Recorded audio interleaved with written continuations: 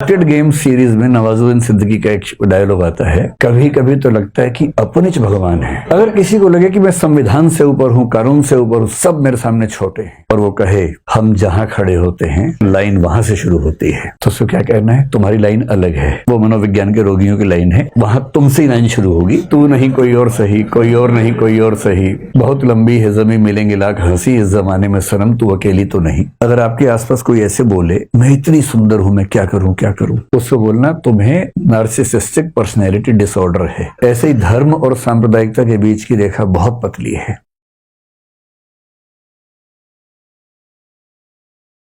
और आजकल हमारे समाज में एक शब्द खूब चलता है, वो शब्द अंग्रेजी का है, ग्रीक परंपरा से उठा हुआ शब्द है जिसको बोलते हैं नार्सिसिज्म। आप सोचेंगे ये क्या शब्द हुआ, आप में से कई लोगों ने शायद ना सुना हो, ये शब्द पहली बार सुन रहे होंगे। आज की क्लास जितनी जरूरी आपके लिए है, आप लोगों की तो उम्र लगभग 22-23 से, मतलब 20-22 से लेके 30-35 के बीच में होगी, आपके लिए तो है ही जरूरी। लेकिन ये आपके लिए और जरूरी होने वाला है आज से 10 साल के बाद, जब आपके छोटे बच्चे होंगे, कुछ के तो होंगे, बाकी जो बाद में पेरेंट्स बनेंगे। बड़ा आसान लगता है पेरेंट होना, जबकि बहुत मुश्किल काम है। आपको बच्चा IIT करेगा या नहीं, MBBS करेगा या नहीं, ये बहुत छोटी बात है। कर लेगा तो अच्छी बात है, ना करे तो कोई बुरी बात नहीं है, सामान्य सी बात है। पर आपकी संतान, आपका बेटा या आपकी बेटी एक कायदे का इंसान बनेगा या नहीं, ये ज्यादा बड़ी बात है। और कायदे का इंसान बनाना पेरेंट्स की प्राथमिक जिम्मेदारी है, जिसमें हम में से अधिकांश लोग पूर्णतः सफल नहीं होते। मैं भी शायद नहीं हो पाऊं, मतलब मैं ये दावा नहीं कर रहा कि मैं तो बहुत महान हूं और आप थोड़ा सीखें। हम सबकी वो स्थिति है, हम सबकी वो समस्या है। तो जिन चीजों से बचाना जरूरी है अपने बच्चों को, उनमें से एक समस्या का नाम है नार्सिसिज्म। नार्सिसिज्म के लिए हिंदी का एक शब्द होता है जो उसके काफी नजदीक है, उसे कह सकते हैं आत्ममुग्धता। अब शायद आपको लगेगा अच्छा ये बात है, अब समझ में आ गई बात। आत्ममुग्ध होना होता है, छोटे बच्चों में टेंडेंसी ज्यादा दिखती है, क्योंकि छोटे बच्चे ईगोसेंट्रिक होते हैं। ईगोसेंट्रिक का मतलब दुनिया के सेंटर में खुद को रख के जीवन को देखते हैं। एक शब्द आपने सुना होगा जिसको बोलते हैं सेल्फ कॉन्फिडेंस। और आप ये भी जानते हैं कि हर पेरेंट्स चाहते हैं कि उनके बच्चों में आत्मविश्वास होना चाहिए। ठीक भी है, आत्मविश्वास होना भी चाहिए। कई बार ये समझ नहीं आता कि आत्मविश्वास की रेखा कहाँ खत्म होती है और आत्ममुग्धता कहाँ से शुरू हो जाती है। जैसे कुछ लोग कहते हैं कि दोस्ती और प्यार के बीच की रेखा बहुत पतली होती है, पता नहीं चलता कब आप उछल के वहां पहुंच जाते हैं। ऐसी प्रतिस्पर्धा और दुश्मनी, कॉम्पिटिशन और राइवलरी के बीच की रेखा बहुत पतली होती है। ऐसे ही धर्म और सांप्रदायिकता के बीच की रेखा बहुत पतली है। अब कब तक धार्मिक थे, कब सांप्रदायिक हो गए, पता नहीं चलता है। ठीक ऐसे ही आत्मविश्वास से भरे होना और आत्ममुग्ध हो जाना, इसके बीच की रेखा भी बहुत पतली है, पर रेखा है। उस रेखा को समझना, उसको पहचानना बहुत जरूरी है। मोटे तौर पर आत्मविश्वास एक बहुत अच्छी क्वालिटी है, पॉजिटिव क्वालिटी है, होनी चाहिए। और नार्सिसिज्म यानी आत्ममुग्धता एक ऐसी स्थिति है जो कि न केवल उस व्यक्ति के लिए समस्या है जिसको है, बल्कि उसके आसपास के समाज के लिए भी एक समस्या बन जाती है। तो शब्द को लेकर तनाव मत लीजिएगा, ये शब्द कहां से आया, मैं भी आपको इसकी पूरी कहानी समझाऊंगा, फिर आप समझ जाएंगे कि इतना मुश्किल शब्द क्यों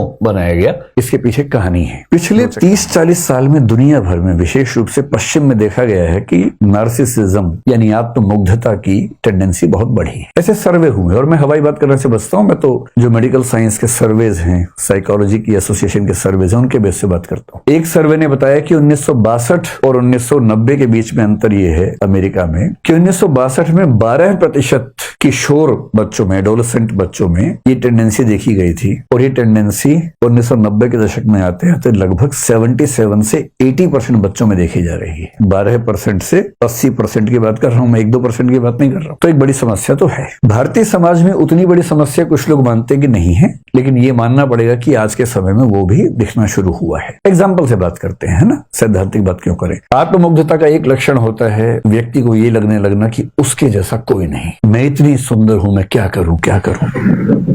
अब आप रिलेट कर पा रहे हैं? अगर आपके आसपास कोई ऐसे बोले मैं इतनी सुंदर हूं, मैं क्या करूं क्या करूं, उसको बोलना तुम्हें नार्सिसिस्टिक पर्सनैलिटी डिसऑर्डर है, NPD है, इलाज करवा लो अपना। कोई उससे भी एग्रेसिव हो जाता है कभी कभी, उसको लगता है कि उसके बिना दुनिया चल ही नहीं सकती, मैं नहीं तो कौन बे। कुछ दिन पहले कोई रैपर है, मैं जानता नहीं, मैं रैप सॉन्ग सुनता नहीं हूँ, तो कोई लड़की है, वो मैं नहीं तो कौन बे गा रही थी। कुछ लोगों ने मेरा एक वीडियो साथ में चिपका दिया उसके। मैं क्लास में हंसी मजाक में एक शेर बता रहा हूँ बच्चों को, तू नहीं कोई और सही, कोई और नहीं कोई और सही, बहुत लंबी है जमी मिलेंगे लाख हंसी, इस जमाने में सनम तू अकेली तो नहीं। तो लोगों ने इस तरह चलाया कि मैं उसको जवाब, मैं तो जानता भी नहीं उसको कौन है।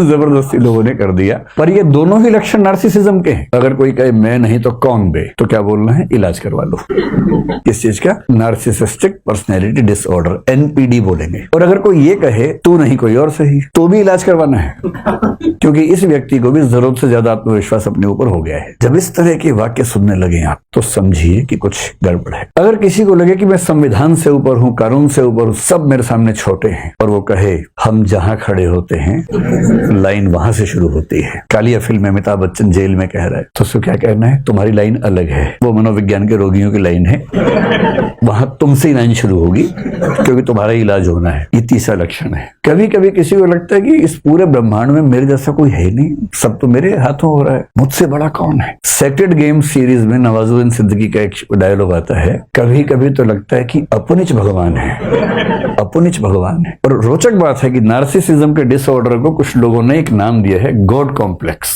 जब किसी को लगने लगे कि वो भगवान है या भगवान जैसा है, भगवान के बाद नंबर 2 पे आता है, तो समझ लो कि सीवियर प्रॉब्लम में है, गंभीर किस्म का नार्सिसिज्म उसको है। तो कभी अगर आपको भी लगता हो कि अपनिच भगवान है, तो इसका मतलब सीरियस बीमारी है, हल्के फुल्के नहीं, सीरियस है। आप लोग तो छोटे हैं, जब आप पैदा हुए थे उसके आसपास एक फिल्म आई थी हिंदी में, राम तेरी गंगा मैली, शायद आपने नाम सुना होगा। उसमें नायक नायिका को संबोधित करके गीत गा रहा है, और नार्सिसिज्म का इतना बड़ा लक्षण मैंने कभी नहीं देखा। वो क्या कह रहा है? मुझको देखोगे जहां तक, मुझको पाओगे वहां तक, रास्तों से कारवां तक, इस जहां से उस जहां तक, मैं ही मैं हूं, मैं ही मैं हूं, दूसरा कोई नहीं। यदि आपकी जिंदगी में ऐसा प्रेमी प्रेमिका आ जाए, तो सीधे लेके जाना है साइकेट्रिस्ट के पास।